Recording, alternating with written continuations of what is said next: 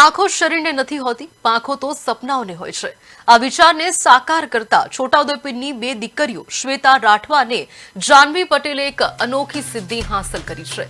હિમાચલ પ્રદેશના વિશ્વવિખ્યાત બીર બિલિંગ ખાતે બંને પેરાગ્લાઇડિંગની P1 અને P2 લેવલની કઠિન તાલીમ સફળતાપૂર્વક પૂર્ણ કરી સત્તાવાર પેરાગ્લાઇડિંગ પાયલટ લાયસન્સ મેળવ્યું છે। જી હા, આ સિદ્ધિ માત્ર બંને દીકરીઓની વ્યક્તિગત સફળતા નથી, પરંતુ સમગ્ર છોટાઉદેપુર જિલ્લાના યુવાનો અને ખાસ કરીને દીકરીઓ માટે પ્રેરણાનું જીવંત ઉદાહરણ બની છે। કઠિન તાલીમ, હિંમત અને આત્મવિશ્વાસના બળ પર બંને સાબિત કર્યું છે કે સપનાઓને પાંખો મળે તો આકાશ પણ નાનું પડે છે। તેમની આ સફળતાને લઈને પરિવારજનો, મિત્રો તેમજ સમગ્ર જિલ્લામાં ખુશીનો માહોલ જોવા મળી રહ્યો છે।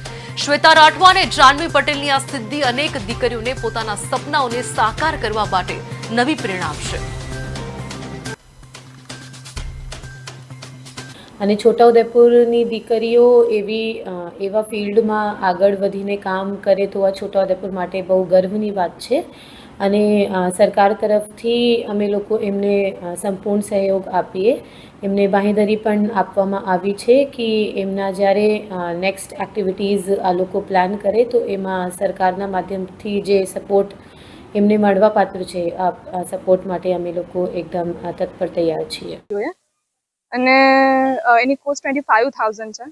એની અંદર જે ટ્રેનિંગ છે તમને ગ્રાઉન્ડ ટ્રેનિંગ અને ફ્લાય છે સોલો એ ઇન્ક્લુડેડ હોય છે। બાકી એના સિવાય જે ખર્ચો છે રહેવાનો અને ફૂડનો એ અલગથી હોય છે। છોકરીઓને હું એવું જ કહેવા માંગીશ કે એ લોકો સાહસ રાખે અને એ લોકો જે કરવું હોય એ કરી શકે છે। રહી છું ત્યારે મારી આંખમાંથી ખુશીના આંસુ આવવા લાગ્યા હતા કે હું સાચેકમાં ઉડી રહી છું અને એ પણ કોઈ સપોર્ટ વગર મારા હાથ ખુલ્લા છે અને ઉડી રહી છું।